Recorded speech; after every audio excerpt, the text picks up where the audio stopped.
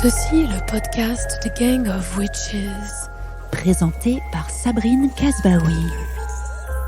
Mettez tous vos sens en éveil, l'esprit des sorcières arrive à vos oreilles. Le sabbat, c'est par là. Gang of Witches. Bonjour chères sorcières, bienvenue dans le podcast de Gang of Witches. Je suis Sabrine et je suis heureuse de vous retrouver à l'occasion de cette pleine lune qui dans la tradition païenne est synonyme de réjouissance. Je me réjouis donc de recevoir Marilène Patoumatis, préhistorienne, spécialiste des comportements des Néandertaliens, directrice de recherche au CNRS et autrice de l'essai intitulé « L'homme préhistorique est aussi une femme », paru l'année dernière aux éditions Alary.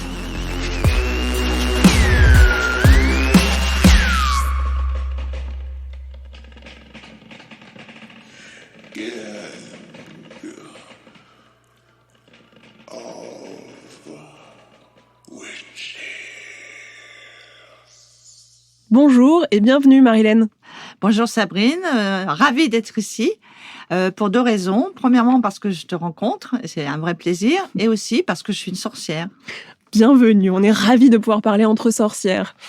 Alors Marilène, à travers cet ouvrage, tu nous montres à quel point la manière d'écrire l'histoire et la préhistoire représente un enjeu politique capital pour l'égalité entre hommes et femmes notamment, et à quel point ces dernières ont été invisibilisées, infériorisées et dénigrées dans ce domaine. Le sous-titre de ton livre est d'ailleurs explicite. Tu nous proposes ainsi une histoire de l'invisibilité des femmes. Oui, c'est vrai que je me suis aperçue au cours de ma carrière qu'en fin de compte, on parlait toujours de l'homme préhistorique, mais on me disait, mais c'est pas grave, parce qu'en fin de compte, ça sous-entend les humains préhistoriques. Et c'est pas vrai en réalité. En réalité, je me suis aperçue que les femmes étaient un peu invisibles, les femmes préhistoriques, et qu'on parlait en réalité des hommes. Les hommes qui taillent, les hommes qui chassent, les hommes qui peignent. Et la femme, voilà, de temps en temps, on disait, si, elle a la cueillette, ou bien elle est pour la reproduction. Donc, voilà, j'ai trouvé que c'était intéressant de creuser la question. Alors justement, moi je voudrais partir vraiment d'une question toute simple, à la fois personnelle et professionnelle. Comment dans ton parcours de chercheuse, tu en es venue à replacer au cœur de tes investigations la question de la place des femmes dans la préhistoire? À quel moment s'est produit peut-être ce déclic, si on peut appeler ça comme ça? Je me suis aperçue déjà que moi-même, quand je faisais des ouvrages illustrés, moi-même, je tombais dans un piège fatal que je ne ferai plus maintenant. C'est-à-dire qu'au niveau des représentations, donc des images, je faisais pareil. C'est-à-dire que je mettais des hommes qui peignent, des hommes qui taillent le silex, et puis les femmes qui sont là à préparer les pots, qui sont là à faire la cuisine. Et puis là, je me suis dit, mais il y a quand même quelque chose qui va pas, parce que en tant que préhistorienne, je me suis dit, mais quels sont les arguments scientifiques? Et j'en ai pas trouvé, dans le sens où, en fin de compte, lorsque l'on fait des fouilles archéologiques, parce que nous sommes des personnes de terrain, voilà, c'est un peu les archéologues, bon, c'est pas Indiana Jones, mais quand même. Donc moi, j'ai fait beaucoup de terrain en Europe orientale, en Crimée notamment. Et ce qui est important, c'est de voir qu'on va reconstituer les comportements de nos lointains ancêtres à partir du matériel. C'est-à-dire qu'on raconte pas seulement des belles histoires, même si ça devient des belles histoires. Il faut revenir au matériel. Et le matériel, c'est quoi? Lorsqu'on fait des fouilles, c'est les silex taillés, c'est les os d'animaux, c'est le gibier, c'est les squelettes humains. Donc c'est tout ce matériel qu'on doit faire parler. Et je me suis dit, mais en fin de compte, ce qu'on me raconte depuis des dizaines d'années, ça repose sur rien, parce qu'on peut pas mettre en évidence, lorsqu'on a un outil, on peut dire à quelle culture il appartient, on peut dire, même jusqu'à dire si c'est un droitier ou un gaucher qui l'a taillé, mais on peut pas savoir si c'est un homme ou une femme qui l'a fabriqué. Et donc, ça m'a interpellée, parce que je me suis dit, mais en fin de compte, on nous a appris des présupposés, des préjugés, peut-être pour certains, et des présupposés. Et je me suis dit, mais non, il faut vraiment aller à la source, revoir un peu ça, et peut-être regarder le matériel, voilà, en prenant un peu de recul, en se dégageant un petit peu de ces présupposés, et peut-être qu'on va voir autre chose. Alors justement, on peut revenir sur ces présupposés et sur toute la première partie de ton ouvrage qui donne vraiment envie de pleurer de rage, où tu nous fais un peu l'historique de ces présupposés, et tu nous montres sur quel terreau nauséabond et idéologique est née cette discipline qu'est la préhistoire. Alors, Qu'est-ce que c'est que ces présupposés? Comment, à la fois dans l'histoire de la médecine, des traités médicaux, mais aussi dans des textes religieux, dans les mythologies, c'est développer et infuser toute une idéologie patriarcale sur laquelle ensuite va se fonder la discipline qu'est la préhistoire. Oui, parce que je me suis... Bon, une fois qu'on fait un constat, il faut enfin, en tout cas, c'est mon côté scientifique, de se poser la question pourquoi. Alors donc, j'ai été rechercher dans l'histoire de la préhistoire. La préhistoire, en tant que discipline scientifique, c'est une science jeune. C'est-à-dire qu'elle apparaît au milieu du 19e siècle. Elle prend corps vraiment à partir de 1860, dans ces années-là. Et alors, je me suis posé la question... quels sont nos précurseurs, c'est-à-dire ceux qui nous ont précédés, les préhistoriens. Et c'est bien des préhistoriens. C'est-à-dire que je me suis aperçue que d'abord, premièrement, c'était tous des hommes, tous, sans vraiment aucune exception, et que c'était des hommes en plus occidentaux. C'est-à-dire que la préhistoire, non seulement elle naît au 19e siècle, on va en reparler de ce siècle, mais aussi elle est en Europe. Elle apparaît en Europe, ce sont la France, la Belgique, l'Italie, l'Angleterre, donc c'est occidental. Donc, quelle est la structure sociale? C'est le patriarcat. Donc, ce sont ces préhistoriens, évidemment, ils vont avoir tendance à calquer sur le mode de vie des hommes préhistoriques, des humains préhistoriques, ils vont avoir tendance à calquer leur structure sociale. Donc, pour eux, à l'époque, la femme est considérée comme subordonnée à l'homme, est inférieure, même dans le code pénal.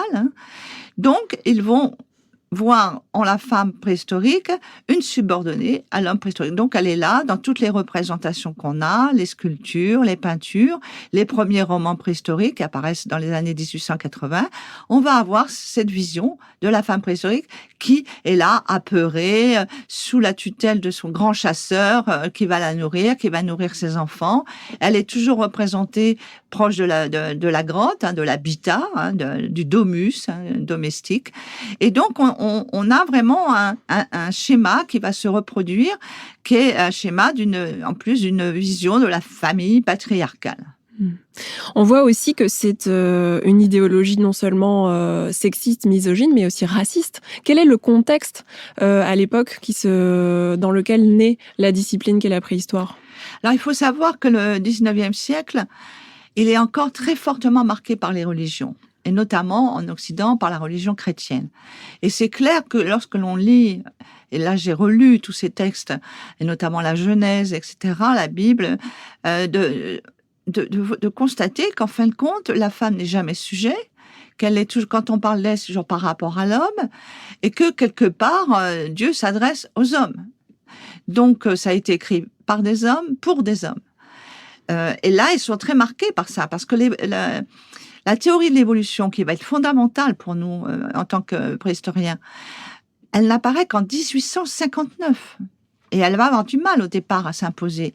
Donc, on est dans une vision créationniste. Donc, la religion est très prégnante. Alors, de ce fait, déjà, c'est ce que j'appelle une infériorité, puisque la femme est considérée comme inférieure. Elle sort de la cote d'Adam, n'est-ce pas? Et donc, elle est inférieure à l'homme. Et elle va être, dans tous les textes, donc vraiment considérée comme plus qu'inférieure, c'est-à-dire aussi subordonnée, c'est-à-dire dépendante, non indépendante, non sujet.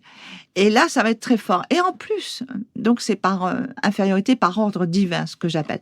Et ensuite, ce siècle est marqué par le développement des sciences. C'est une grande période intéressante, par ailleurs, parce que c'est un développement très important des sciences, notamment d'une science qu'on appelle l'anthropologie physique. C'est-à-dire que c'est une science où on va faire plein de mesures. Et notamment, on va faire plein de mesures sur les restes, même pas les restes, sur les humains. Donc, de toutes les régions du monde, on va prendre des mesures. On va prendre des mesures au niveau de la face pour voir si c'est plus ou moins prognate, c'est-à-dire avancé.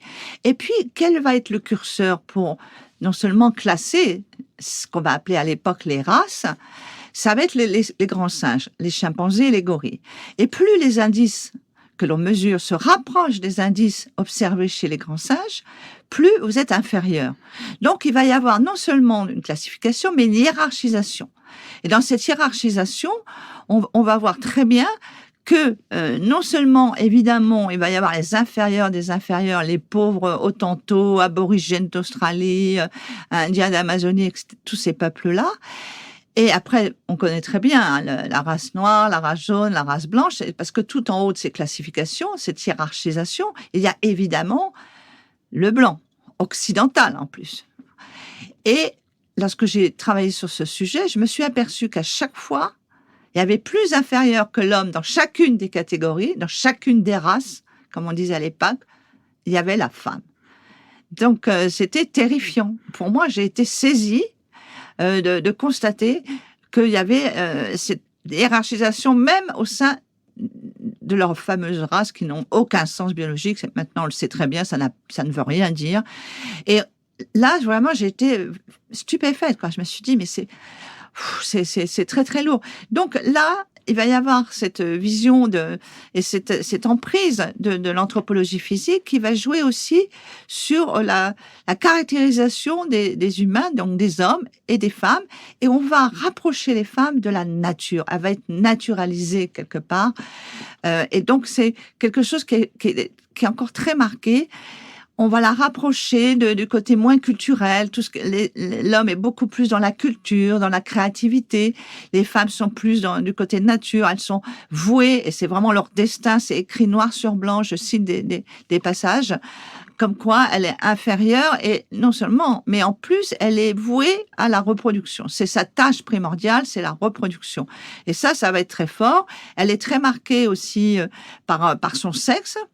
Et d'ailleurs, dans la grande encyclopédie donc Diderot et d'Alembert au 19e siècle, au 18e siècle, pardon. Et donc là, on voit très bien, là aussi, que le mot sexe, l'entrée, parce que c'est un dictionnaire, l'entrée sexe, c'est que pour le sexe féminin. Hein, le beau sexe et tout bon.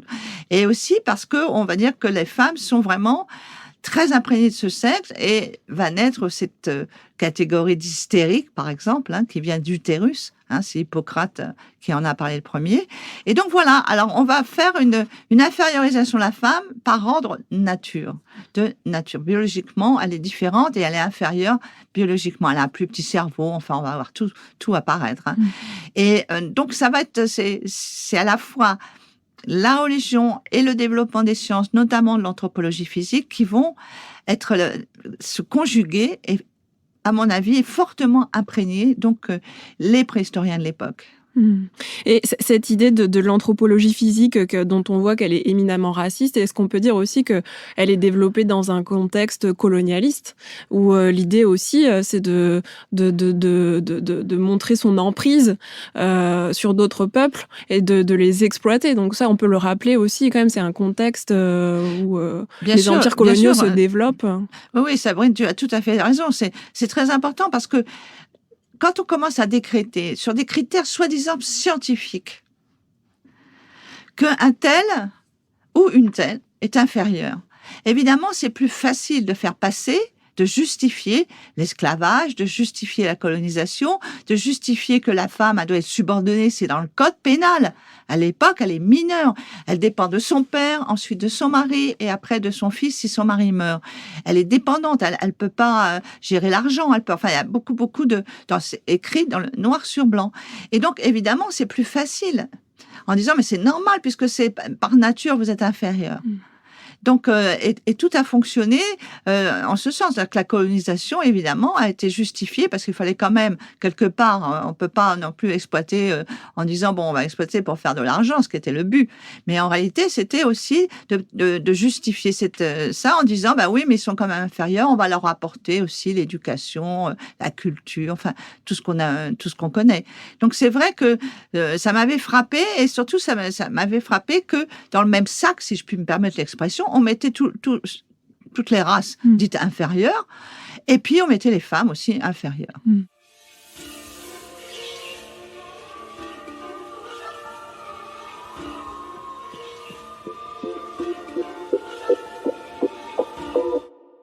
Alors, ce qui est très intéressant dans ta démonstration, on est encore dans le premier chapitre de ton essai, c'est que tu montres en fait que ce dénigrement et cette infériorisation systématique remonte à l'Antiquité, notamment à Aristote, donc penseur ultra influent, qui va être beaucoup repris sous les Lumières, disait déjà à l'époque, et c'est un extrait de La Génération des animaux, la femelle est comme un mâle mutilé, un mâle infertile.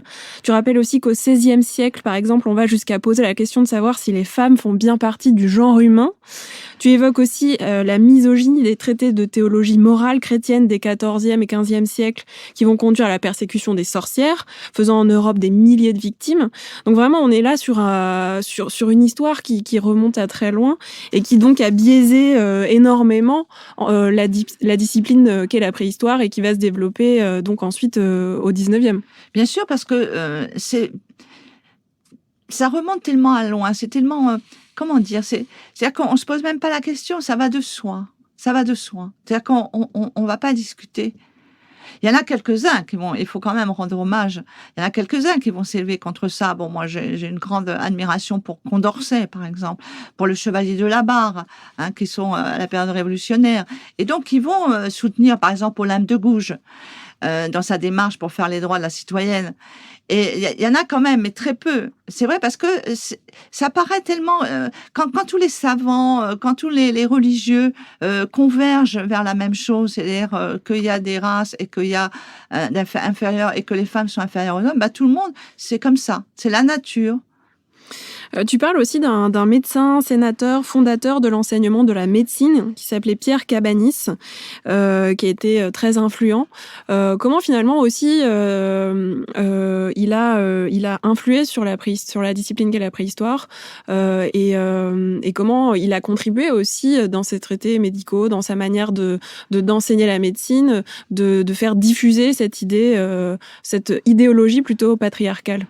C'est-à-dire qu'en fin de compte, tous les premiers anthropologues, les anthropologues du 19e, qui sont très liés à la préhistoire, puisqu'ils vont étudier les fossiles, donc les fossiles humains de la préhistoire.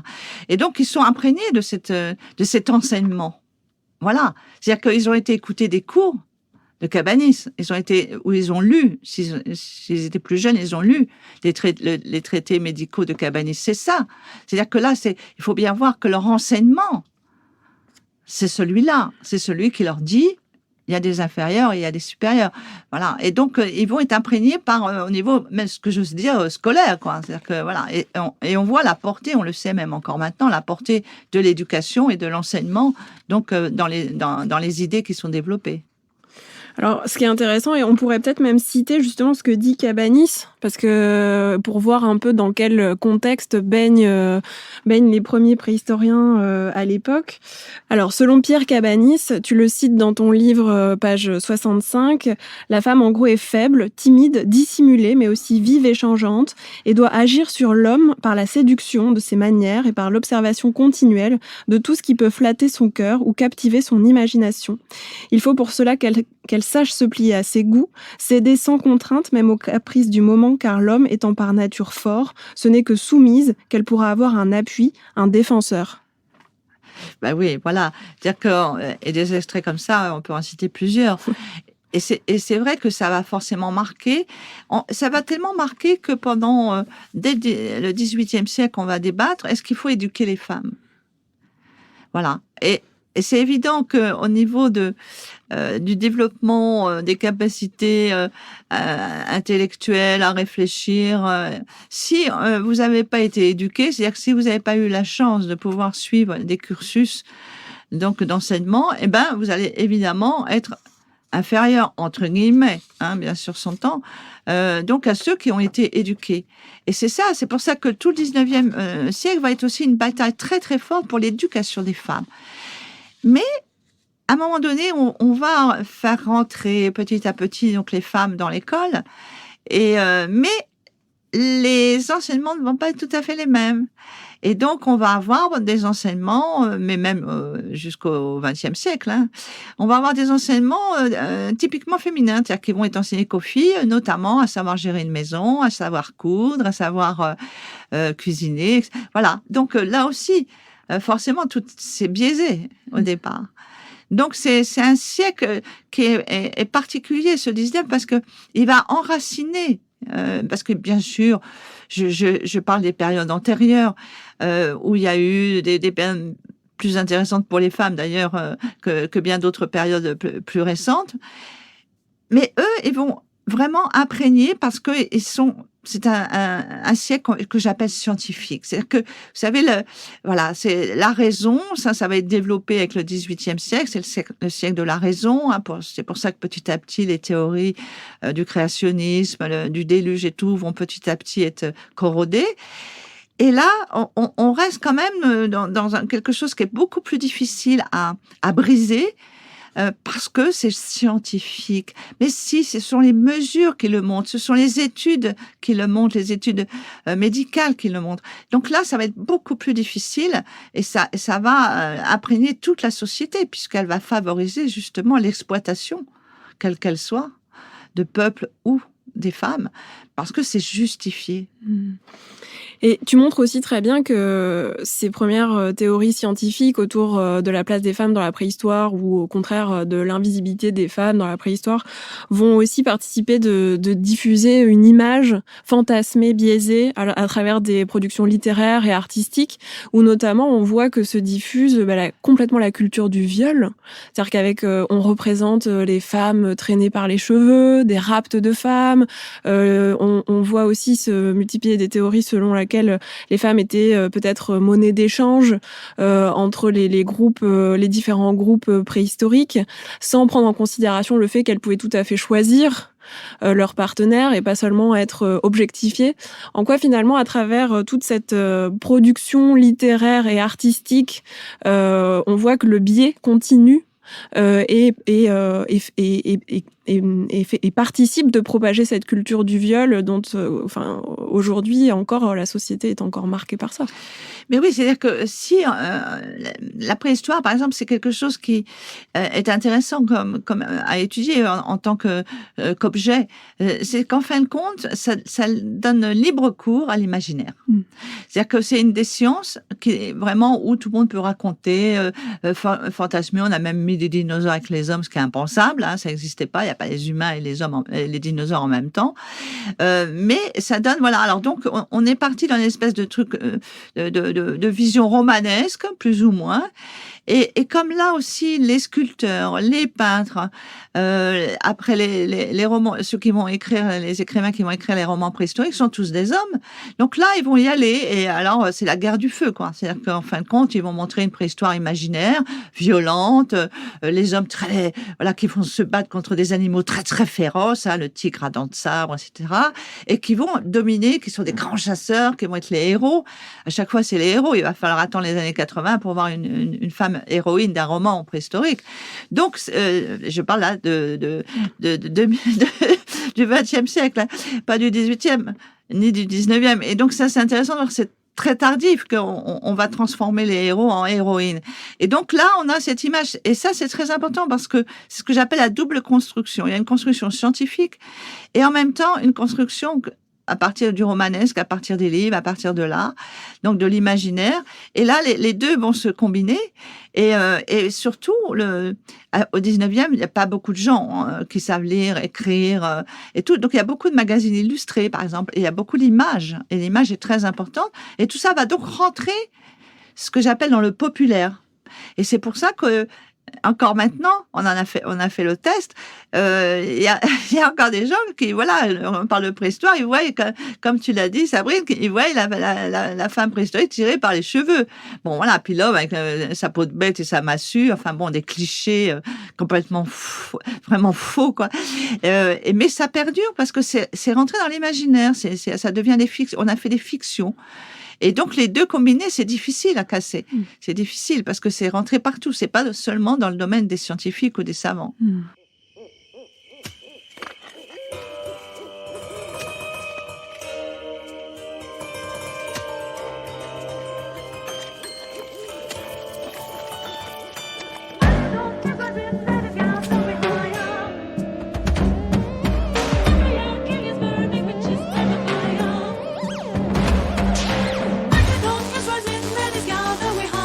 Patriarchy.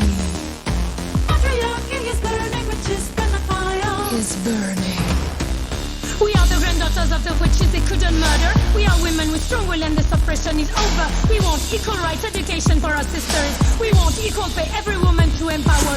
We are the granddaughters of the witches they couldn't murder. We make our own choices of our bodies with the rulers. All different, we come in every shape and color. All beautiful, self-love is our ultimate power. When you don't is rising, ladies girl, going higher. Patriarchy is burning, witches spread the fire. When you don't is rising, ladies girl, going higher. Patriarchy is burning, witches spread the fire. Alors peut-être qu'on peut ramener un peu d'espoir dans tout ça et parler de ce qui se passe au tournant des années 60-70 avec ce qu'on appelle l'archéologie du genre. Qu'est-ce que c'est que l'archéologie du genre? Que se passe-t-il à cette période? C'est-à-dire que là, là, je vais rester dans le domaine de la préhistoire. Ce qui est très intéressant, c'est qu'on va avoir au début du XXe siècle, on va avoir une image qui va être très très forte, qu'on va avoir le modèle du chasseur. C'est-à-dire que nos ancêtres étaient chasseurs. Et donc c'est ça, c'est vraiment la base de l'économie, si j'ose dire, pour prendre un terme moderne, de l'économie de ces anciens, de nos ancêtres, de ces anciens peuples. Parce que il faut savoir que là, ce dont on parle, notamment dans mon livre, je parle des peuples chasseurs-cueilleurs nomades. C'est ce qu'on appelle le paléolithique. Je parle aussi, bien sûr, du néolithique, on en reparlera. Est-ce que tu peux nous rappeler les dates? Voilà. Alors, le paléolithique, c'est une très, très vaste période. Bon, on va pas commencer au plus bas parce qu'on a très peu de données. La séparation entre la lignée des chimpanzés gorilles et la nôtre, c'est vers 7 millions d'années. Et donc, on va avoir au départ plein d'ancêtres très anciens. Parmi eux, il y a les australopithèques, les Homo habilis, les Homo erectus, tout ça. Et donc, on va être issus de ces souches, qui soient d'ailleurs africaines.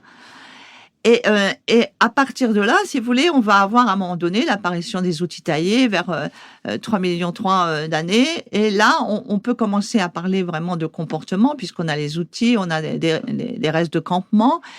Et surtout, la période où on a le plus de données, c'est la période des Néandertaliens et des premiers hommes modernes, qu'on appelle familièrement les Cro-Magnons. Et là, on se situe à peu près à l'apparition de 450-500 000 ans, jusqu'à 10 000, il y a à peu près 12 000 ans. Hein. Après, on passe au néolithique. Tout ça, c'est le paléolithique.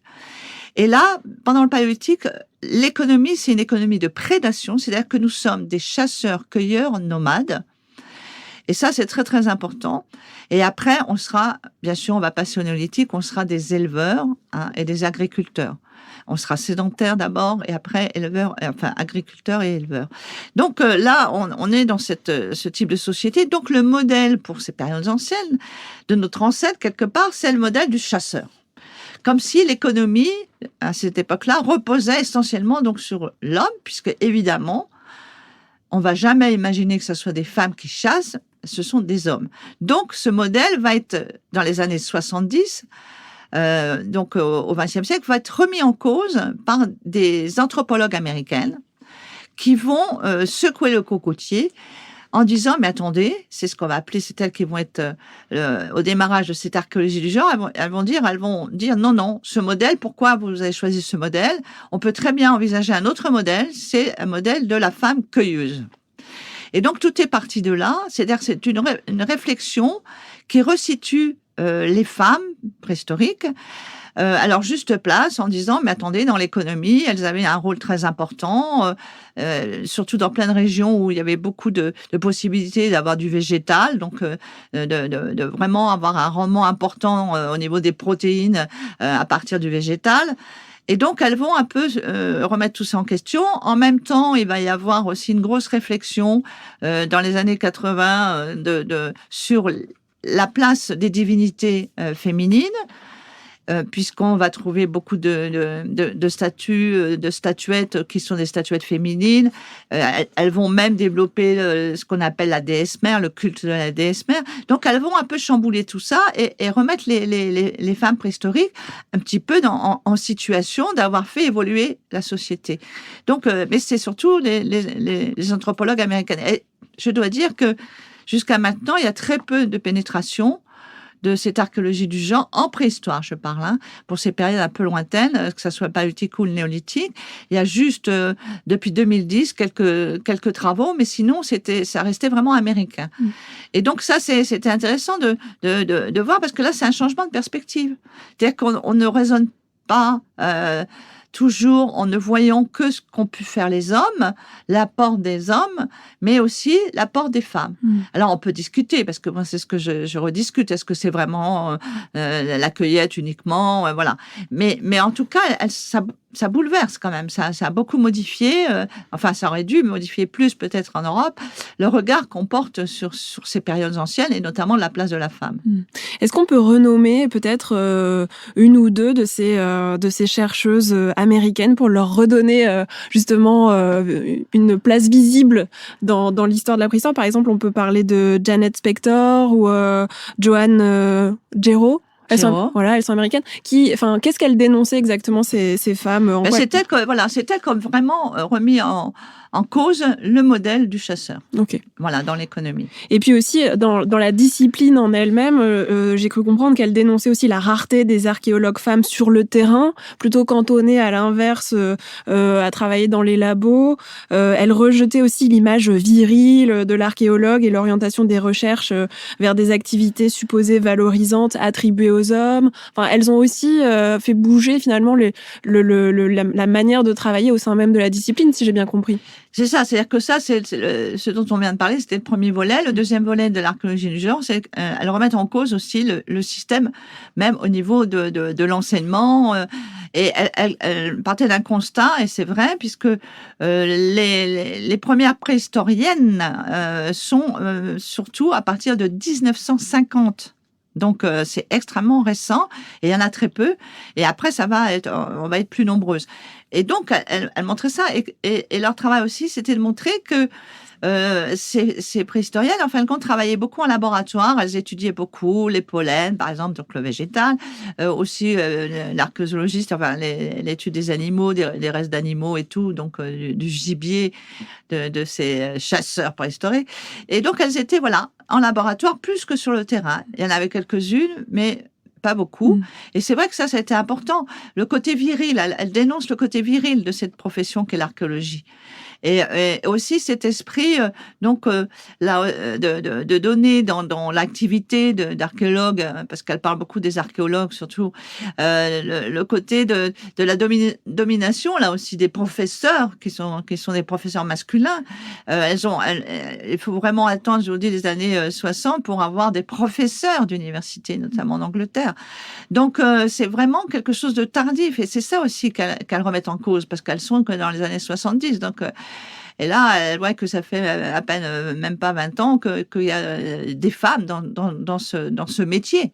Et là, elle s'attaque là au système même de l'enseignement et du choix après, quand les femmes rentrent enfin dans l'archéologie, qu'elles sont un peu les assistantes, entre guillemets, si j'ose dire, de grands professeurs, de grands archéologues, qui font du terrain, parce que le terrain, c'est viril, hein, c'est d'aller, on va faire des fouilles, il faut dégager les niveaux archéologiques, c'est tout un travail supposé masculin, alors que tout ça, c'est complètement faux, heureusement, parce que maintenant, on fait beaucoup de fouilles, on est beaucoup sur le terrain, et on est des femmes, et ça marche très, très bien. Donc, mais c'était ce qu'elle dénonçait, c'était aussi ça qui était important. C'est de dire, attention, là, il y a quelque chose qui va pas bien. Donc, je crois que ça par contre, contrairement à la vision des femmes dans la préhistoire, là, ça à mon avis, quand même bousculé un petit peu, et ça fait changer les choses. Personnellement, moi, dans les années 90, il y avait pas, on regardait pas si j'étais une femme ou un homme, on pouvait accéder plus facilement, disons, à ce métier, à faire du terrain, etc. Et donc, je pense que là, elles ont été très influentes dans ce domaine, et on doit vraiment leur dire merci, parce que ces femmes ont fait vraiment avancer la discipline. Mais du coup, elles ont quand même participé de renverser une vision qu'on pouvait avoir jusqu'à présent et de dire qu'on peut tout à fait avoir une divinité féminine à une période ancienne de l'histoire comme le Paléolithique. Et c'est pour ça que c'était intéressant peut-être de rappeler qui était Maria Gimbutas. Est-ce que tu peux nous dire qui elle était et qu'est-ce qu'elle a apporté à l'archéologie, même si une partie de sa thèse n'est pas vérifiée? Qu'est-ce qu'elle a apporté en fait, cette archéologue? Elle a beaucoup travaillé, elle, sur la période néolithique, et elle a replongé un peu dans le paléolithique, mais elle était surtout... et elle travaillait donc sur des sites qui étaient des sites plutôt du côté oriental de l'Europe, et où elle a mis en évidence qu'il y avait énormément de ces statuettes, et que c'était tous, et c'est vrai, que essentiellement c'est du féminin, c'est 90% sont des femmes qui sont représentées. Et donc elle a pensé, elle a émis, on va dire, une théorie, comme quoi c'était donc ces sociétés qui étaient sous la protection de divinités féminines. Et qu'à un moment donné, vers à peu près 4500 ans, 5000 ans, il y a ces sociétés matrilinéaires vont être complètement éradiquées par l'arrivée de groupes qu'on appelle les Kourganes, enfin nous aussi, les Kourganes, et qui sont une société qui vient des steppes, essentiellement que des hommes à cheval, etc., et qui vont prendre possession de tous ces villages, de toutes ces sociétés matrilinéaires, et vont les éradiquer, et vont imposer leur système patriarcal. Donc elle, c'est sa grande théorie, et elle va au-delà. Elle dit que c'est elle qui vraiment insiste sur le fait qu'il y a eu probablement ces divinités féminines qui avaient une grande déesse mère primordiale, et que c'était ça la fondation en fin de compte des sociétés, parce que bien sûr on sait très bien que la cosmogonie, les croyances, etc., c'est fondateur. Et donc ce mythe était très important, et que c'était donc un monde féminin, donc elle refusait de percevoir dans ces périodes anciennes la domination masculine. Et ça a bouleversé quand même aussi une vision.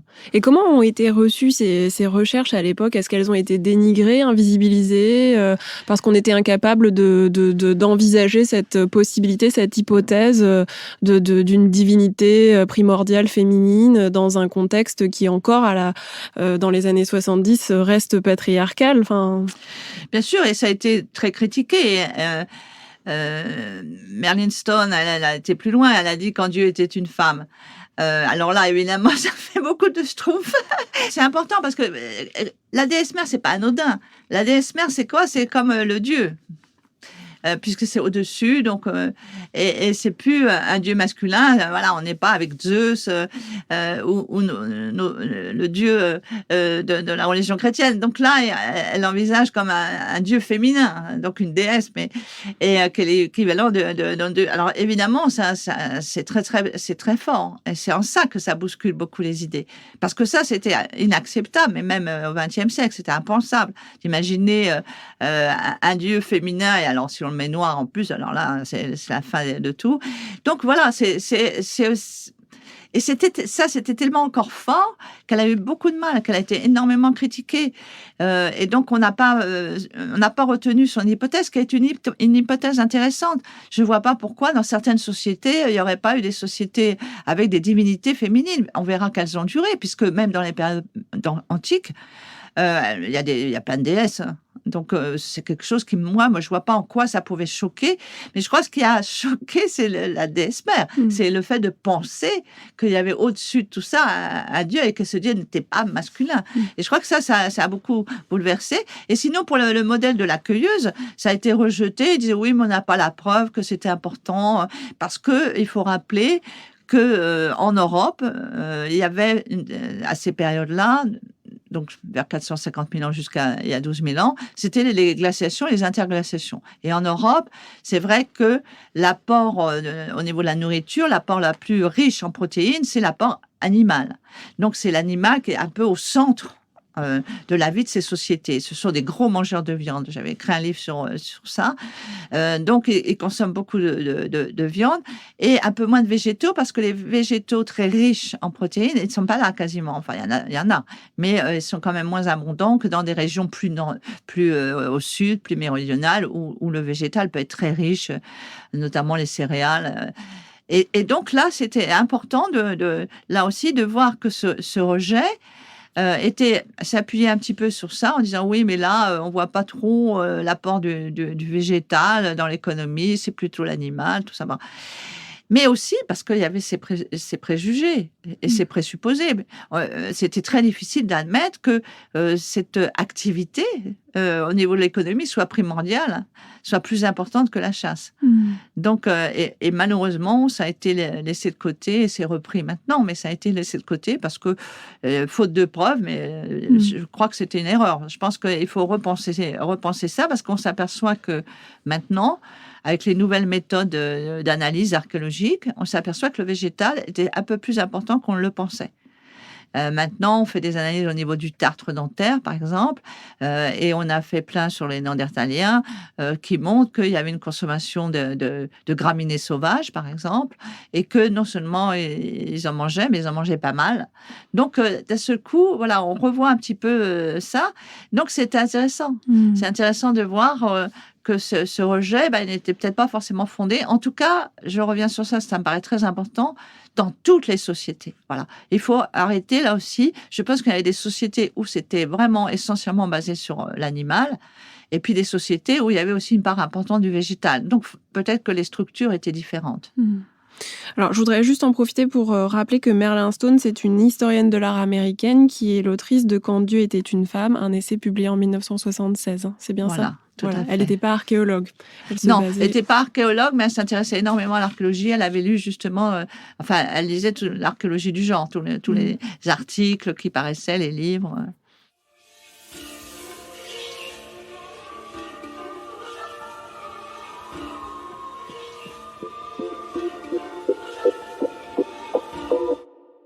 Place maintenant à la création sonore de Marjorie Delcaz et Alexandra Fournier, une adaptation de leur spectacle Chercher la sorcière pour Gang of Witches.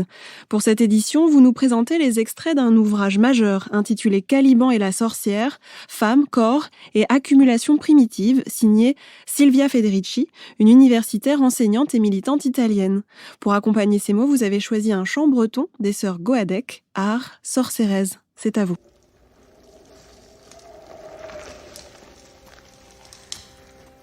Chercher la sorcière.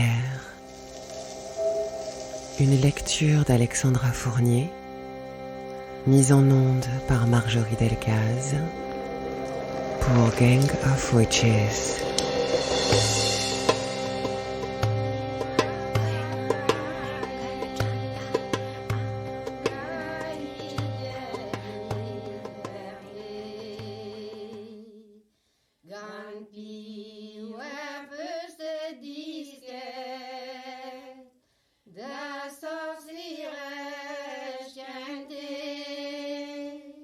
La chasse aux sorcières a anéanti tout un monde de pratiques féminines, de rapports collectifs et de systèmes de connaissances qui avaient constitué le fondement du pouvoir des femmes dans l'Europe pré-capitaliste, ainsi que la condition de leur résistance dans la lutte contre le féodalisme.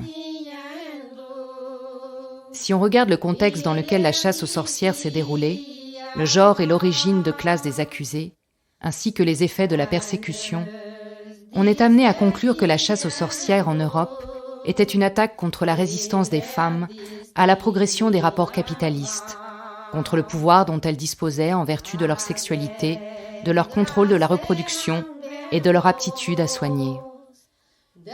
La chasse aux sorcières était aussi un instrument pour la construction d'un nouvel ordre patriarcal où le corps des femmes, leur travail, leur pouvoir sexuel et reproductif était mis sous la coupe de l'État et transformé en ressources économiques. La sorcière typique européenne avait pour homologue les Amérindiens et les esclaves africains, qui dans les plantations du Nouveau Monde partageaient une destinée similaire à celle des femmes en Europe. La chasse aux sorcières et les accusations de satanisme furent importées en Amérique afin de briser la résistance des populations locales, justifiant la colonisation et la traite des esclaves aux yeux du monde entier. Texte. Caliban et la sorcière. Femme, corps et accumulation primitive. Silvia Federici, 2004. Musique. Les sœurs Guadec. Art sorceresse.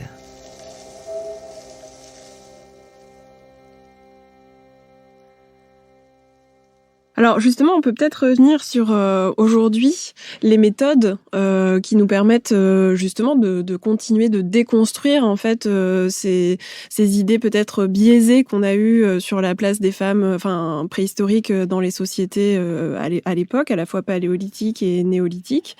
Tu rappelais tout à l'heure que 80 à 90% des représentations humaines gravées, peintes ou sculptées sont des représentations féminines, que le terme de Vénus donc est un terme connoté, biaisé, patriarcal aussi. Et moi, je voudrais savoir en quoi finalement le grand nombre d'images peintes, de sculptures et de représentations féminines peut nous donner une idée de la place des femmes dans la préhistoire avec les méthodes qu'on a aujourd'hui, qui sont celles de l'étude à la fois de ces représentations, mais aussi des squelettes, des sépultures. Enfin, qu'est-ce qu'on peut en dire aujourd'hui avec les nouvelles méthodes de recherche ? Alors, c'est ça qui est intéressant actuellement, c'est que non seulement on a enrichi le corpus d'études, c'est-à-dire qu'on a fait beaucoup de fouilles, il y a beaucoup de matériel. Donc voilà, parce que malheureusement, on trouve pas des squelettes non plus tout le temps à chaque fois qu'on fait une fouille. Hein. C'est dommage, mais c'est comme ça. Et donc là, on a une période où on a vraiment maintenant beaucoup de matériel. En plus, c'est des fouilles récentes, donc très bien faites, parce qu'au début du XXe siècle, c'était pas quand même des fouilles très très fines. Et en plus, on a plein de méthodes d'investigation. C'est-à-dire que maintenant, il y a plein de techniques, de moyens qui nous permettent d'aller plus loin dans les analyses. Et ça nous a éclairé sur beaucoup de choses. Je vais prendre quelques exemples. Au niveau de la robustesse des squelettes. Là aussi, parce que imprégné beaucoup quand même de ces discours médicaux et aussi des populations qu'il y avait à l'époque, avec ce dimorphisme sexuel entre hommes et femmes marqué, les femmes moins robustes, moins grandes que les hommes. Donc, tout ce qui était un squelette très robuste, on le mettait, alors qu'on ne pouvait pas le déterminer parce qu'il manquait le bassin, par exemple. On le mettait du côté masculin parce que c'était très robuste. Et là, avec l'ADN ancien, maintenant on peut faire de l'ADN, donc on prélève dans le collagène, etc., dans les os. Et les analyses génétiques donc, nous ont permis de rétablir un peu certaines vérités. Notamment, cette robustesse n'a pas de sens. N'a pas de sens parce qu'on a constaté qu'en fin de compte, dans ces périodes paléolithiques, mais aussi au début du néolithique, les femmes sont extrêmement robustes. C'est-à-dire que la différence est beaucoup moins marquée entre les hommes et les femmes. Et on s'est aperçu donc il y avait eu des femmes qui avaient été mis dans les femmes parce qu'elles étaient minces, mais aussi des femmes qui avaient été mises dans les hommes parce que le squelette était robuste. Et qu'en réalité, maintenant, on s'est aperçu qu'en fin de compte, non, c'était des squelettes féminins et non pas masculins. C'est pour ça que je dis toujours, il y a un Gravétien, c'est une période du paléolithique. Donc, il y a 24 000 ans, l'homme de Menton est devenu la dame du Cavillon. Donc, c'est assez sympathique de voir ça. Et ça, c'est important parce que là, c'était un critère. Et un deuxième critère, c'était d'associer un sexe à un squelette, même mal conservé, on ne savait pas. Voilà. Et si à côté, il y avait des objets, parce que dans les sépultures, souvent, on accompagne le mort avec quelques objets, des outils, etc. Et si on trouvait, soit parce qu'il était extrêmement paré, c'était le cas d'ailleurs de l'homme de Menton, beaucoup d'objets de parure, donc très prestigieux, etc. Ou bien s'il y avait des armes de chasse, on disait, c'est un homme.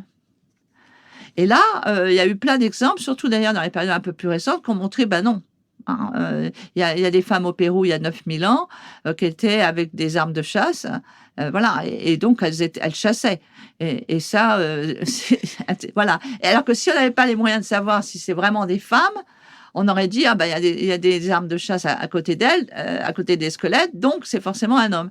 Donc tout ça a permis quand même, ces études ont permis de bouleverser un peu les choses. Si on revient aussi à l'art, ce qui est important pour nous, qu'est-ce que ça peut traduire là aussi? Pas seulement les activités, ça peut traduire aussi le statut des femmes.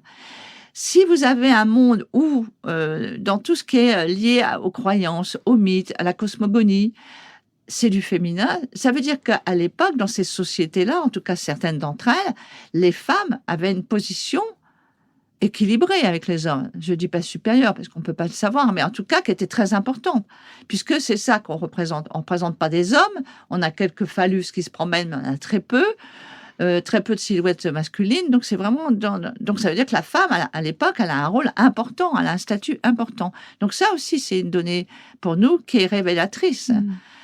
D'autres nouvelles techniques aussi, c'est que là, je ne sais pas pourquoi, on disait que les femmes préhistoriques n'allaient pas dans les grottes. C'est-à-dire qu'elles vivent avec les hommes. On dit les hommes des cavernes. Bon, c'est faux. Ils vivent pas dans les cavernes, ils vivent à l'entrée.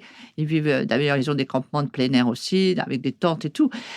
Mais on disait, c'était l'image populaire. Mais on disait que les femmes ne rentraient pas, contrairement aux hommes, ne rentraient pas à l'intérieur. Donc, si elles rentrent pas à l'intérieur, elles peuvent pas avoir fait les peintures. Et on a découvert, en même temps que ces peintures, beaucoup d'animaux, on a découvert qu'il y avait des mains. Alors, ces mains sont ce qu'on appelle les mains négatives, c'est-à-dire que c'est un système de pochoir. Voilà, vous appliquez sur la paroi votre main, vous crachez du pigment, vous enlevez votre main et vous avez l'empreinte. Et il y a eu des nouvelles méthodes, des indices qui sont calculés, des différents doigts, notamment l'annulaire et le majeur, et qui permettent de distinguer pas seulement la taille, c'est ça qui est important, parce que la taille, c'est toujours problématique, petit, grand, qu'est-ce que ça veut dire. Et donc, qui ont mis en évidence qu'il y avait des mains d'hommes, mais il y avait des mains de femmes. Alors, c'est ce que je dis, et d'autres aussi, en disant, mais puisqu'elles sont là, il y a leurs mains, pourquoi le cheval qui est à côté, ça ne serait pas elle qui l'aurait pas? Donc, ça soulève au moins la question, il faut au moins la poser, et ne pas envisager, comme on le faisait jusqu'à maintenant, de dire que toutes les représentations dans les grottes, que ce soit Lascaux, en Dordogne, Chauvet, en Ardèche, tous, ce sont des hommes qui les ont peints. Parce que là, on a la preuve qu'elles pénétraient. Donc, on ne voit pas pourquoi elles auraient mis leurs mains puis qu'elles seraient reparties en courant. Non, elles ont peut-être fait les peintures qui sont à côté.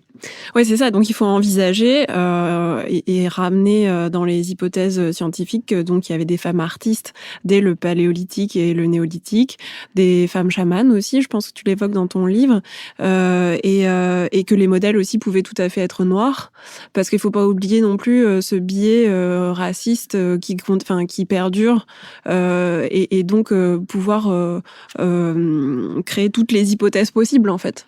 Oui, c'est vrai que tu as raison de rappeler ça.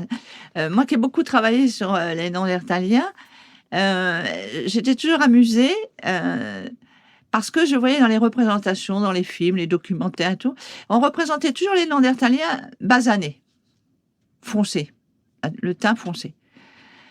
Et alors je disais, c'est quand même incroyable comment on peut faire ça, puisqu'ils sont nés de souche européenne, ils ont vécu en Europe, c'est-à-dire en latitude nord, donc ils ont le teint clair.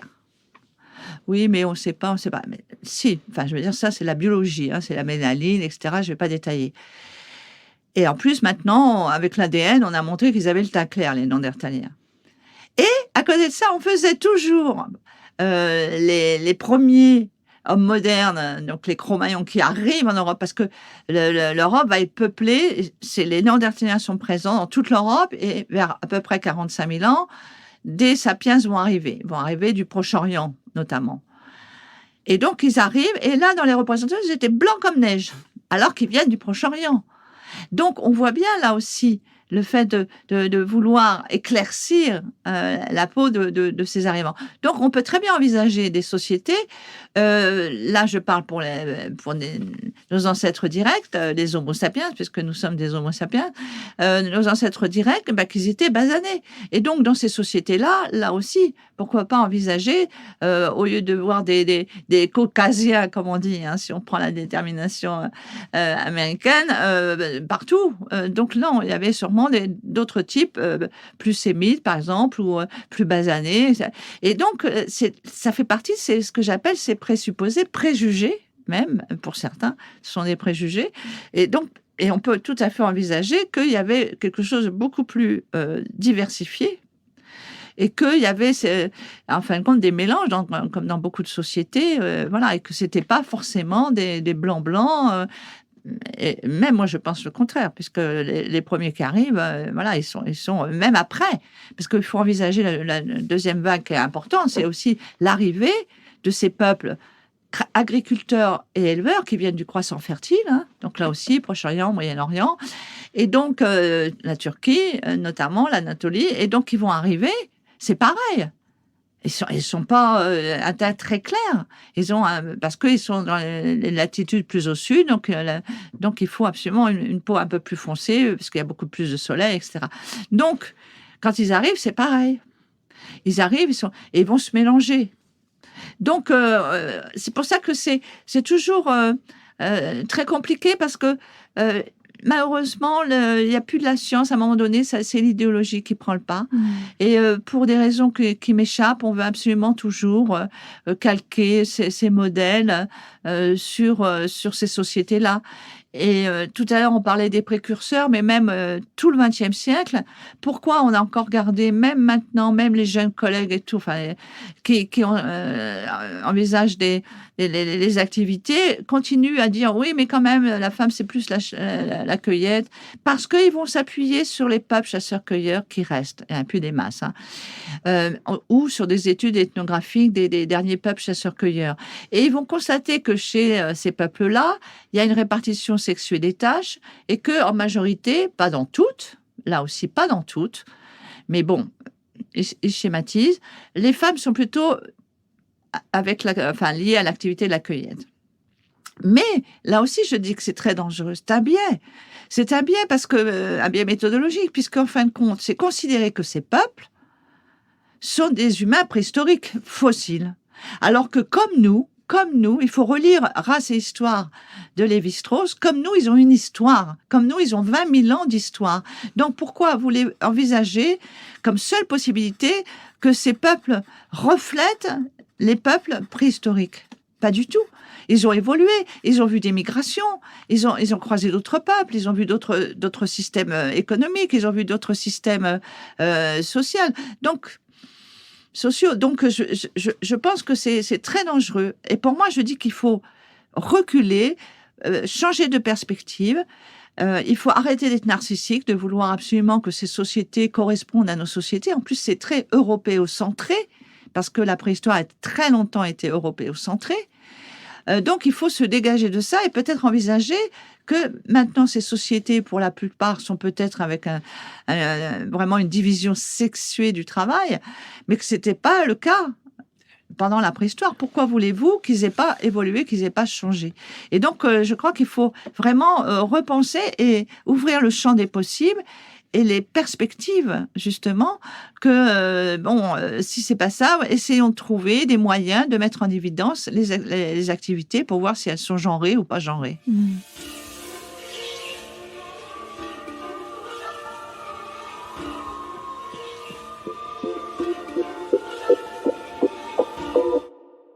Et c'est ça qui est important de montrer qu'à chaque période et à chaque moment, les sociétés ont innové, ont créé des choses et ça a été buissonnant. Il y a des innovations qui sont réapparues, qui ont redisparu, etc.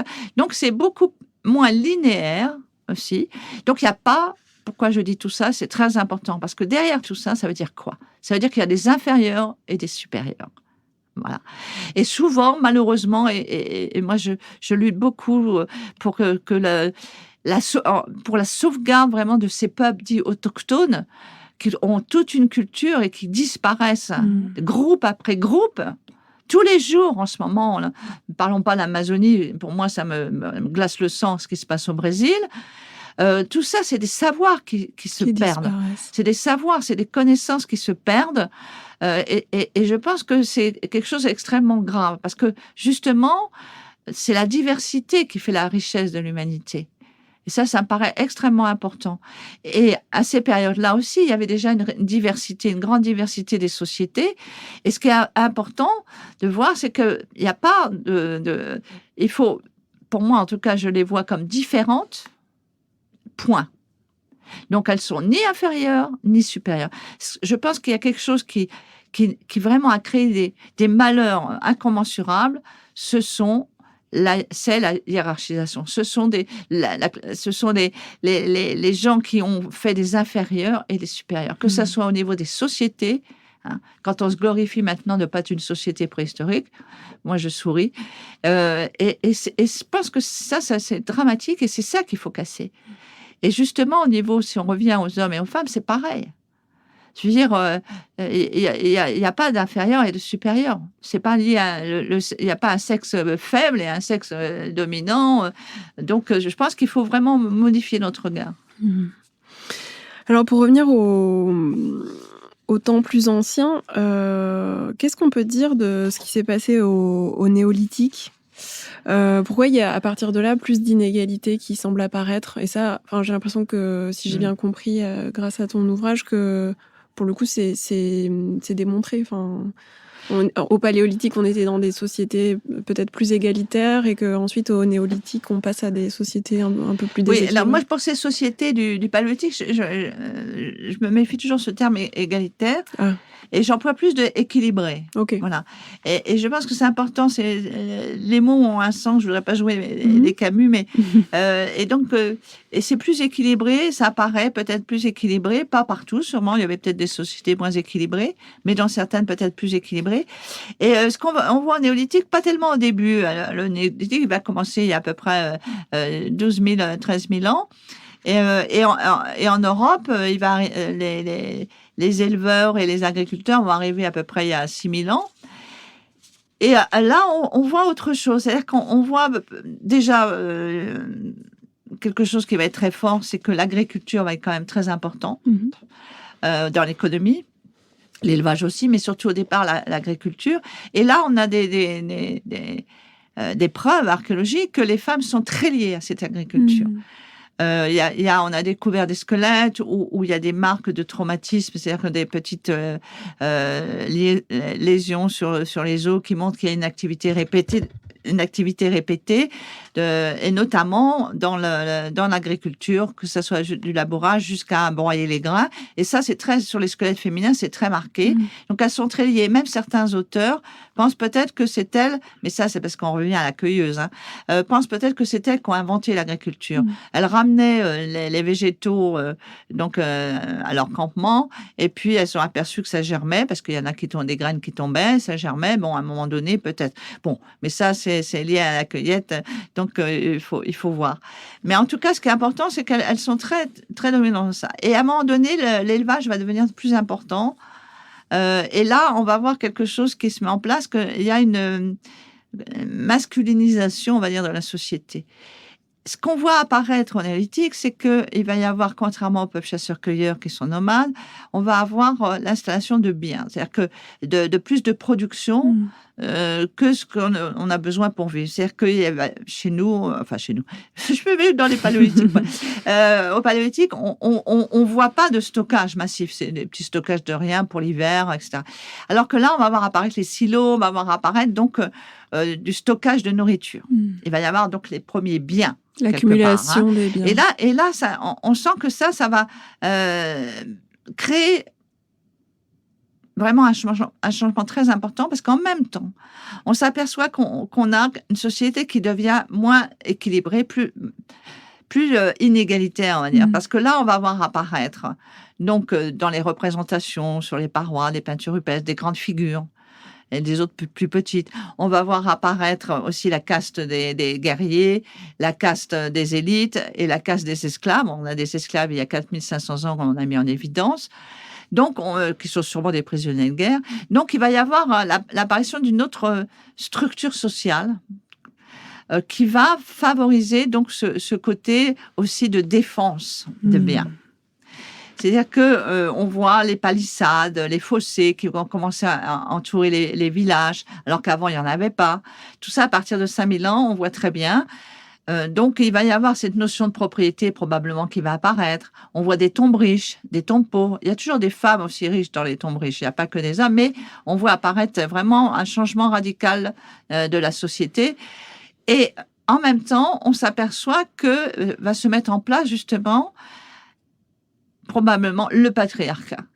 Alors, comment on l'explique? On l'explique que pour protéger les biens, donc ça va être dévolu aux hommes. Pourquoi? Parce que les femmes, d'après les théories de mes amis qui travaillent et mes collègues qui travaillent sur le néolithique, elles vont être très, très liées déjà, bien sûr, à l'enfantement, au sevrage de l'enfant, jusqu'au sevrage de l'enfant, c'est-à-dire qu'ils s'en occupent, etc. Et aussi à l'agriculture.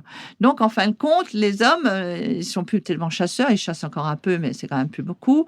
Et vont être, donc, peut-être comment dire, au niveau de l'activité, ils vont s'orienter vers cette protection.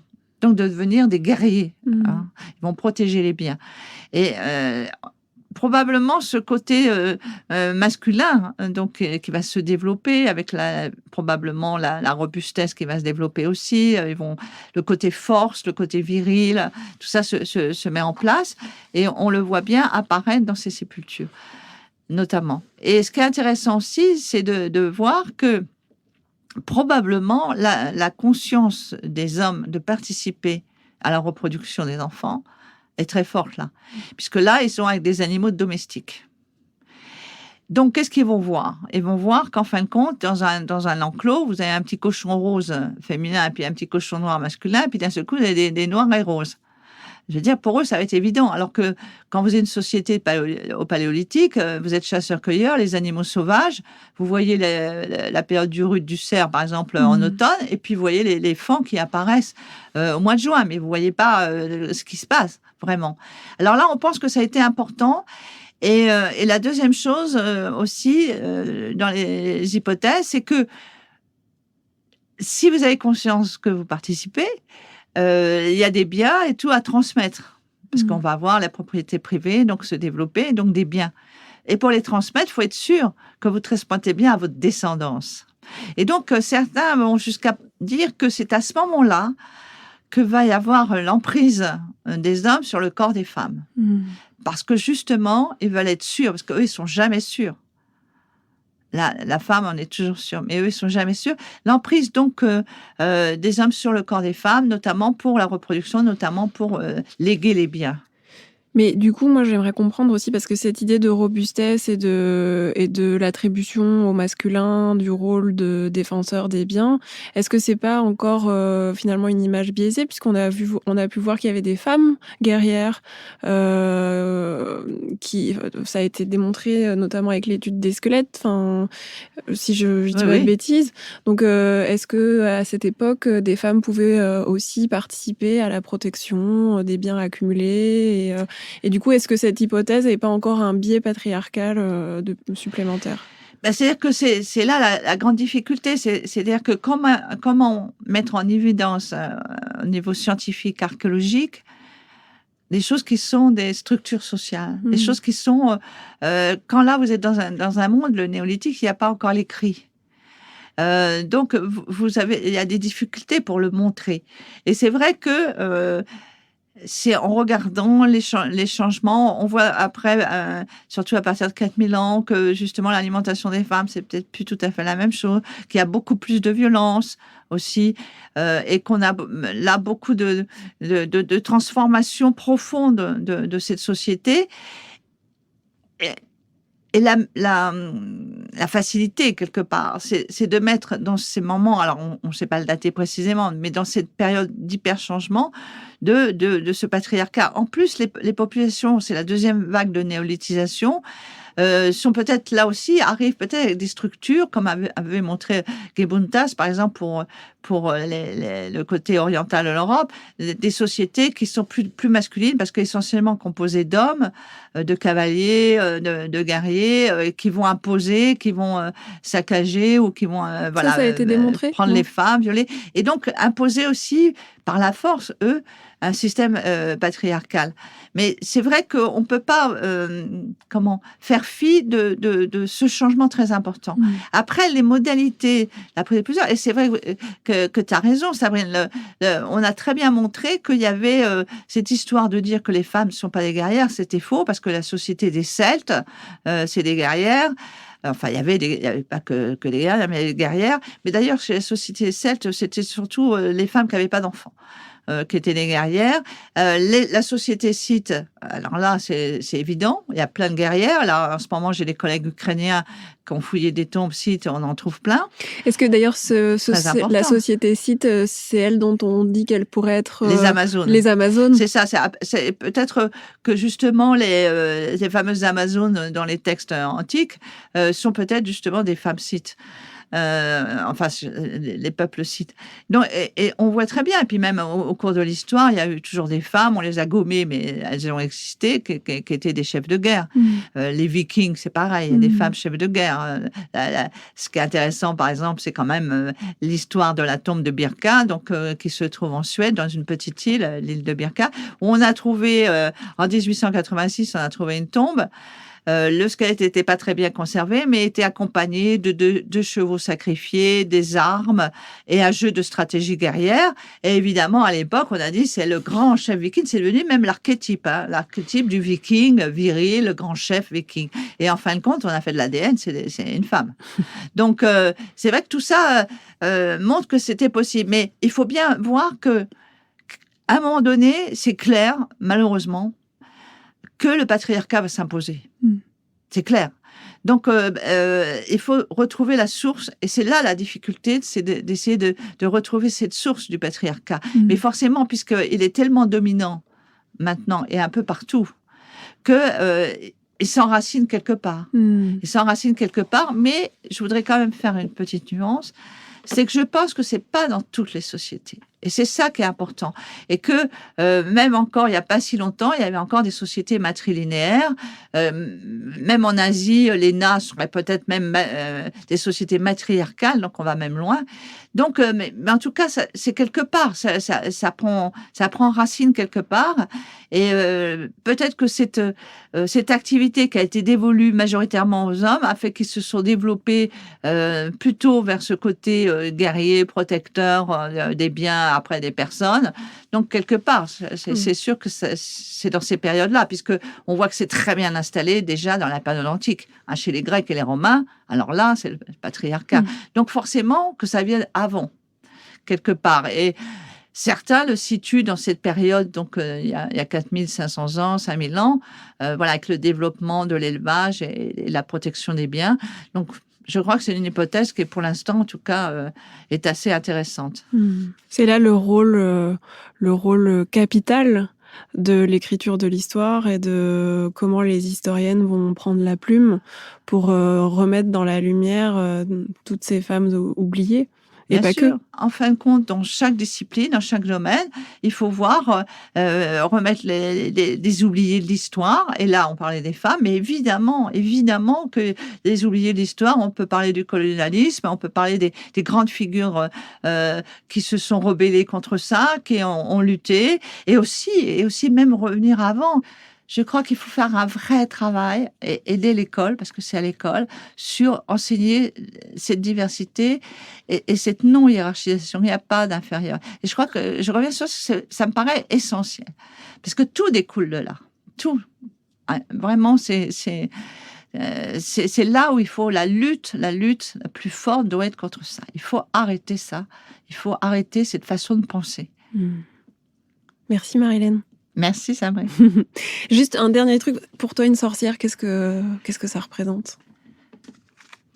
Alors moi, une sorcière, pour moi, presque c'est pas un modèle, ça serait faux. Mais en tout cas, c'est le synonyme de liberté. C'est synonyme de liberté, de vouloir, malgré les contraintes, essayer de demeurer libre, notamment par les connaissances. Merci beaucoup Marie-Hélène, j'étais ravie de te recevoir. Merci. Et d'échanger avec toi, merci. C'est la fin de ce podcast, merci de l'avoir suivi, merci à Marie-Hélène Patou-Mathis pour sa présence et ses précieuses explications. Son livre s'intitule « L'homme préhistorique est aussi une femme ». Il est paru aux éditions Alary et je vous engage vivement à vous y plonger.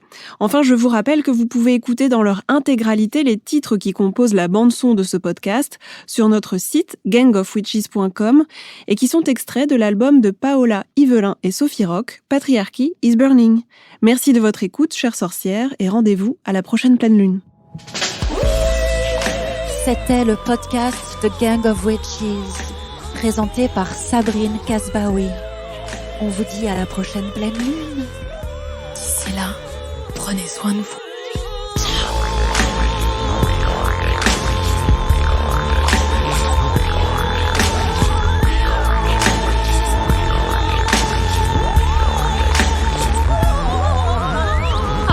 Calling upon my witches everywhere, my witches everywhere. I'm calling upon my sisters everywhere, my brothers everywhere. The time has come together. We are stronger together. The time has come together.